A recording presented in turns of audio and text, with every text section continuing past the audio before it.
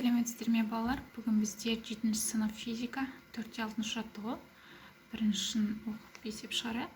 Суға көлемі 100 см куб болатын дене батырылған. Осы денеге әрекет ететін ығыстырушы күшті анықтаңдар. Судың тығыздығы 1000 кг метр куб дейді. Ал шығарайық. Так, бізде 4-6 жаттығу берілгені. Бізде көлем берілген. Көлем бізде қанша болды жаңа? 100 см куб болды. 100 см куб. Балалар, осыны біз метр кубқа айналдыру үшін оны біз бөлеміз миллионға, немесе 100 көбейтілген 10⁻6 дәрежесі метр куб болады. Бізде ро тығыздық берілген 1000 кг бөлінген метр куб. Бізде G мәнін аламыз. Бұл бізде 9,8 немесе жуықтап 10 ньютон бөлінген килограмм деп аламыз. Бұл жерден бізге табу керек. Архимед күшін табу керек, балалар. Енді бізде Архимед күшінің формуласын жазайық. А ро G V. Енді осы формулаға саламыз. Бізде ромыз тығыздық 1000 ньютон килограмм бөлінген метр куб көбейтілген. Бізде роны жаздық, G'міз бізде 10-ға тең, көбейтілген 100 көбейтілген 10⁻6 дәрежесі тең болады 1 ньютонға тең. Сонда Архимед күшіміз біздің 1 ньютонға тең болды. Фа тең 1 ньютон. Ал екіншісін шығарайық, балалар. Екіншісінде бізде керосинге массасы 500 грамм темір кесегі батырылған. Ығыстырушы күшті анықтаңдар. Темірдің тығыздығы 7900 кг бөлінген метр куб, ал керосиндікі 820 кг бөлінген метр куб дейді. Ал шығарайық, балалар. Ал балалар, біз екіншісін шығарайық. Екіншісін берілгенде бізде масса берілген. Масса тең 500 грамм. Бізде 7900 кг метр куб. Керосиндікі, керосин мен темірдікі берген бізде 820 кг бөлінген метр куб. Енді осы жерде біз Архимед күшін табуымыз керек болады. Мына жерде массаны біз килограммға айналдырып алуымыз керек болады. 500 граммда біз килограммға айналдыру үшін 1000-ға бөлеміз. 1000-ға бөлгенде 0,5 килограмм болады. Енді осы жерден Архимед күшінің формуласын жазайық. Тең ро G V. Көлем бізде дененің көлемі. Мына жерде бізде көлем берілмеген. Сол себептен көлемін табу үшін біз массаны тығыздыққа бөлеміз. Енді формулаға салайық. Бірінші көлемді анықтап аламыз. Көлемді анықтап алу үшін тең болады. Масса бізде 0,5 кг. Мына жерде тығыздықтың орнына тығыздық бізде темірдің тығыздығын аламыз. 7900 кг бөлінген метр куб. Бұл жерде бөлген кезде бізде 0,100-ден 6 шығады. Оны біз 6,10⁻5 дәрежесі метр куб деп алсақ болады. Енді осы жерден біз Архимед күшіне саламыз. Енді бізде ро қазір 820-ны аламыз. 820 көбейтілген. G мәні бізде тұрақты мән. Ол 10 деп аламыз. Көбейтілген. Жаңа біздің көлемнің орнына мына цифрды аламыз. 6 көбейтілген 10⁻5 дәрежесі тең 0,492 ньютон шықты. Яғни бұны біз жуықтап 0,5 ньютон деп аламыз. Сонда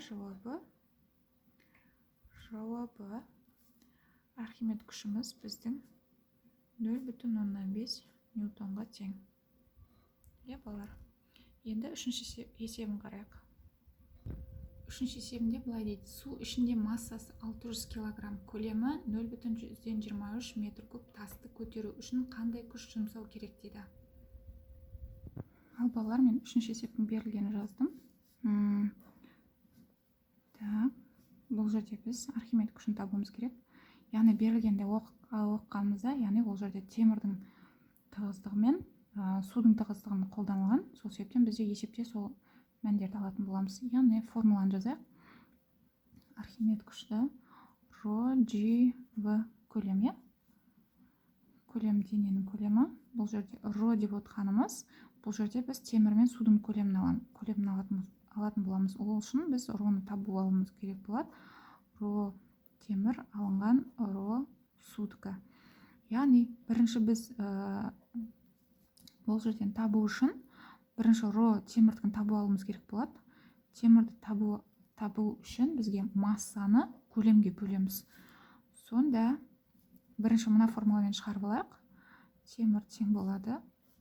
Бізде массамыз 600 килограммға тең, көлеміміз 0,123 метр кубқа тең. Екеуін бөлген кезде 2609 килограмм бөлінген метр кубқа тең.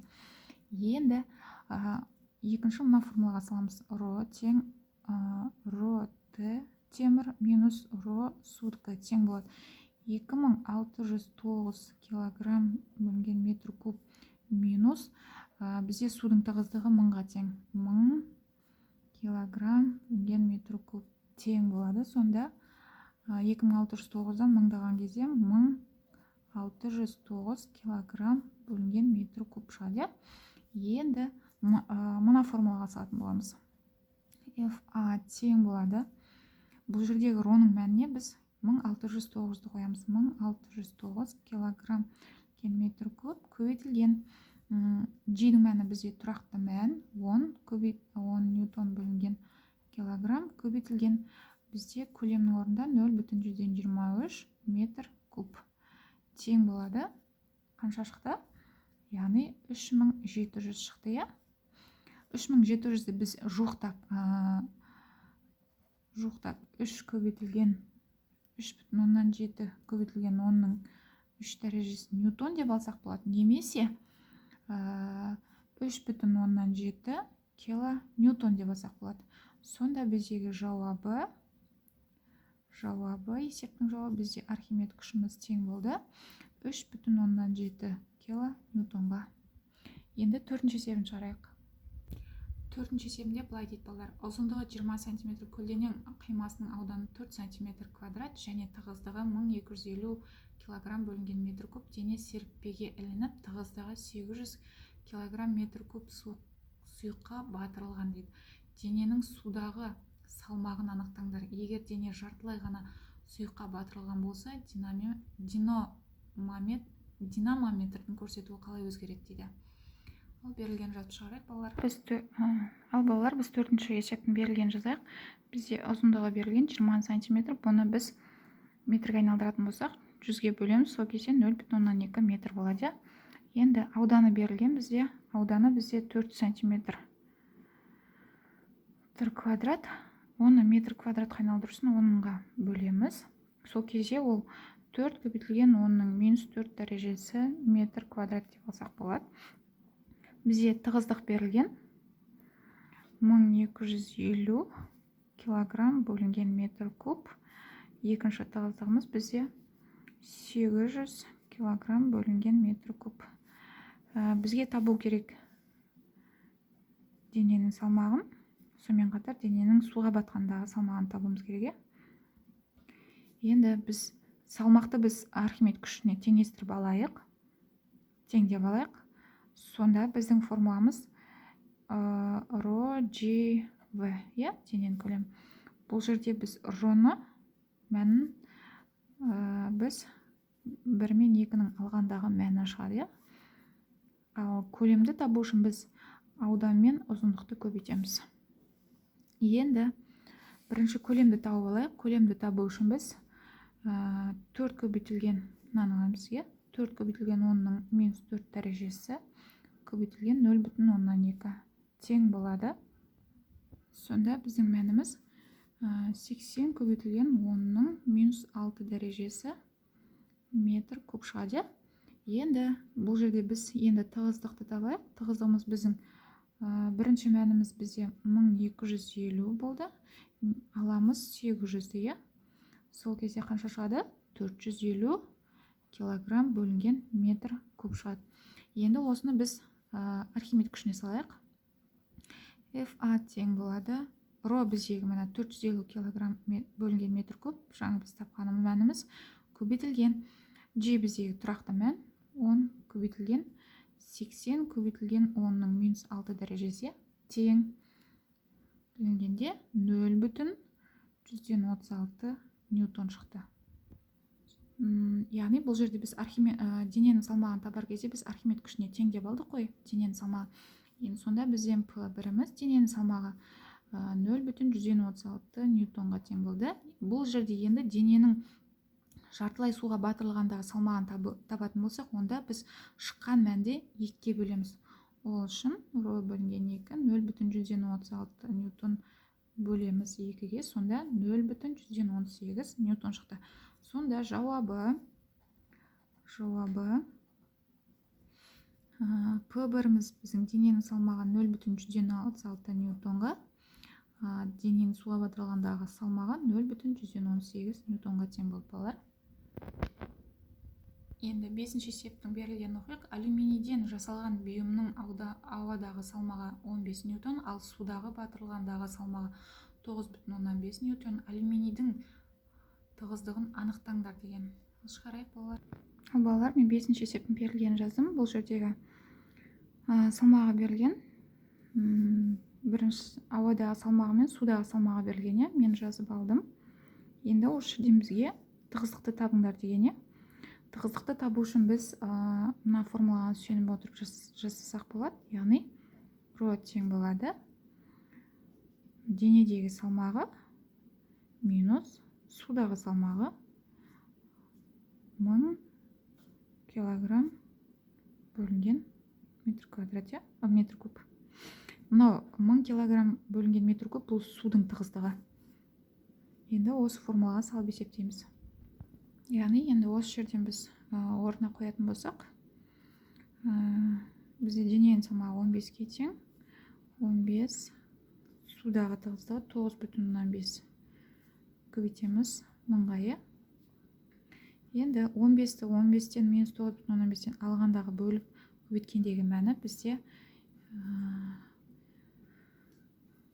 астына жазайын 2727 немесе 2,7 көбейтілген 10-ның 3 дәрежесі килограмм бөлінген метр куб деп аламыз. Куб болады. Сонда жауабы бізде тығыздығымыз біздің 2 көбейтілген 10-ның 7 көбейтілген 10-ның 3 дәрежесі килограмм бөлінген метр кубке тең. Ал енді 6-шы есепке оқиық. 6-шы есепте балалар берілгені бұйымның ауадағы салмағы 5 ньютон, ал оның судағы салмағы 4,5 ньютон. Бұйым таза күмістен жасалған ба, әлде оның мыстың қоспасы бар ма? Деп сұрақ қойыпты. Ал шығарайық балалар. Ал балалар, мен 6-шы есептің берілген жазым. Ауадағы салмағын жазым, судағы салмағын жазым. Енді бізге тығыздығын табуымыз керек. Ол кезде біз алдыңғы есептерде шығарғанымыздай тығыздықтың формуласын аламыз. Тең болады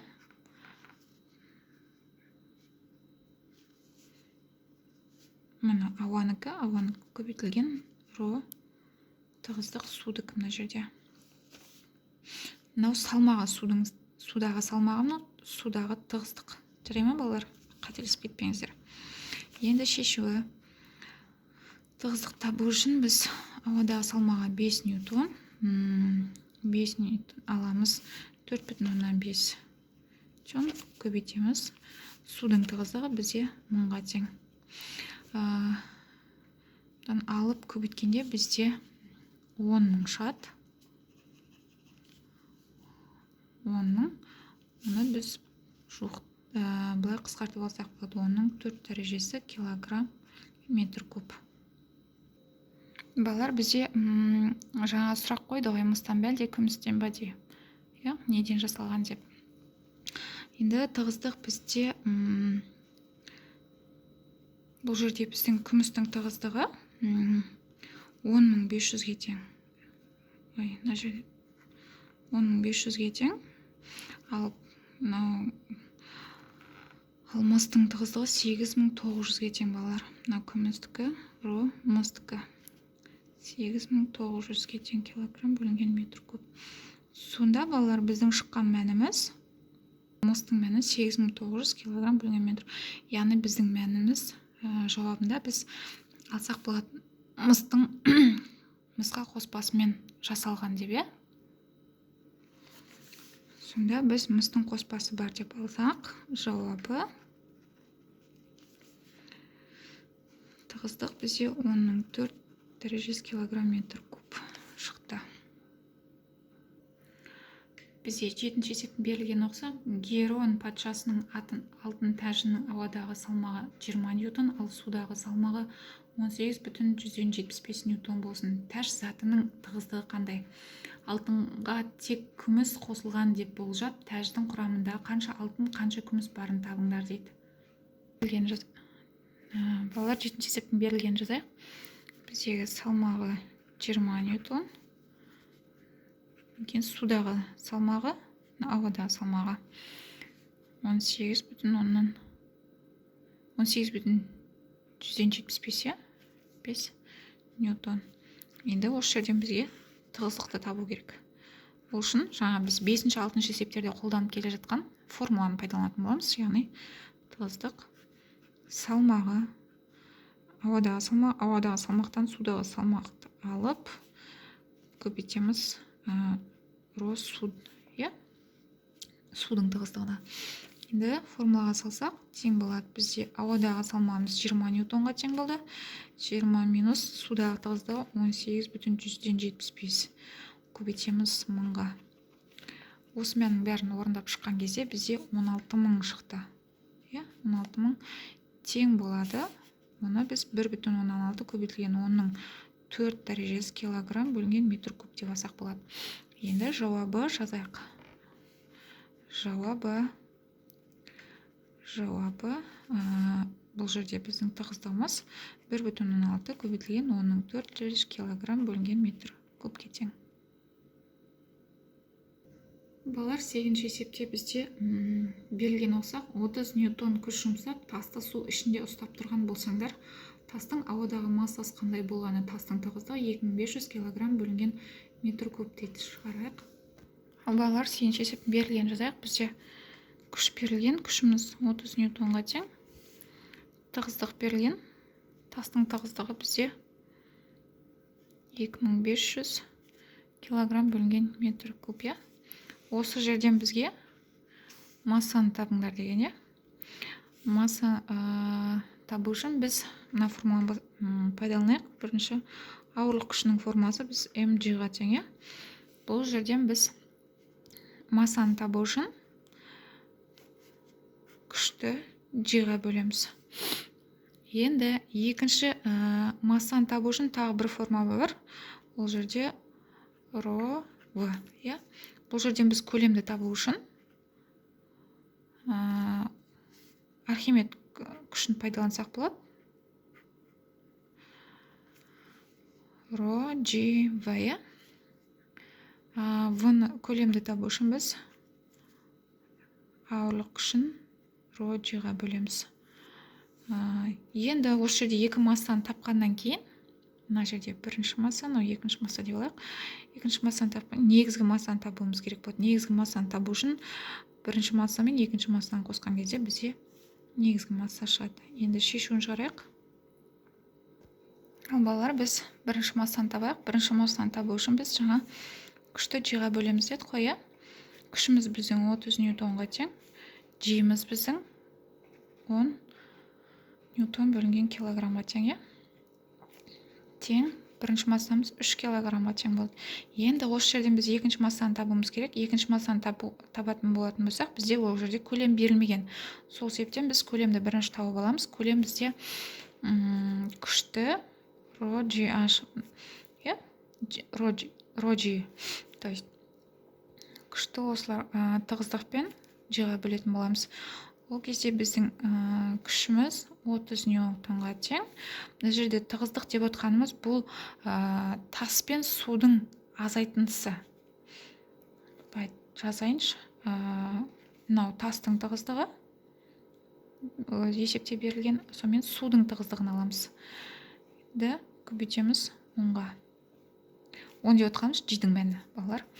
Тең болады 2500-ден 1000-ды аламыз, оны көбейтіп 30-ға бөлгендегі мәніміз.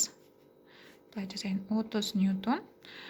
Азайтып көбейткенде бізде 15000 шығады, балалар. Тең болады, сонда 30-ды 15000-ға бөлгенде 0,02 метр куб шығады. Енді бізде көлем белгілі болды. Енді біз массаны табамыз, екінші массаны.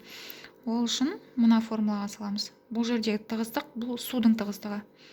Судың тығыздығы бізде 1000-ға тең, 1000 килограмм.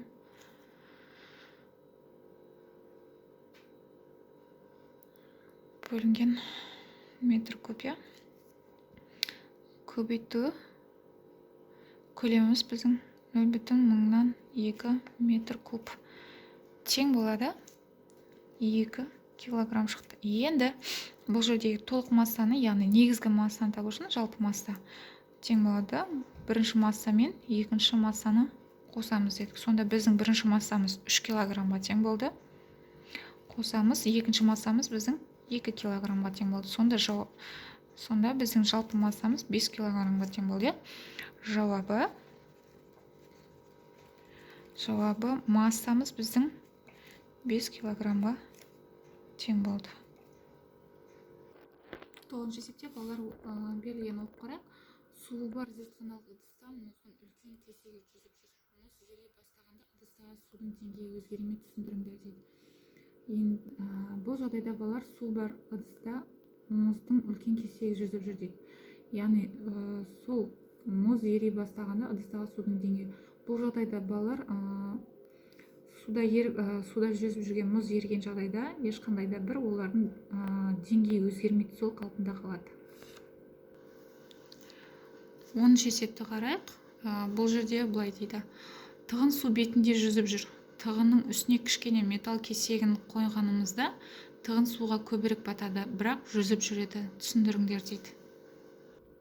Яғни балалар бұл жағдайда тығын су бетінде жүзіп жүр дейді. Яғни қарасаңыздар, судың тығыздығы өте аз, ал металдың тығыздығы өте көп болады. Сол себепті қандай жағдайда болмасын, бұл жерде металл бәрібір жүзіп жүреді. Бұл жерде айырмашылықтары тығыздықтарына байланысты болып тұр. Енді бізде 11-ші есепті қарайық. Массасы 100 кг, көлемі 0,02 метр куб, денесі су бетінде жүзіп жүре ме, әлде батып кете ме дейді. Берілген жазып шығарайық. Олар бізде 11-ші есептің берілгенін мен жазып алдым. Массасы 100 кг, көлемі 0,02 метр квадрат. Бізде табуымыз керек, дене су бетінде жүзіп жүре ме, әлде батып кете ме деп сұрақ беріліпті. Яғни ол жерде біз тығыздығын тауып алсақ, дене батып кететін немесе қалқып жүретін анықтай алатын боламыз. Анықтау үшін біз тығыздықты массаны көлемге бөлеміз. Бұл жерде тығыздық тең болады. Массамыз біздің 100 кг, көлеміміз біздің 0,02 метр куб.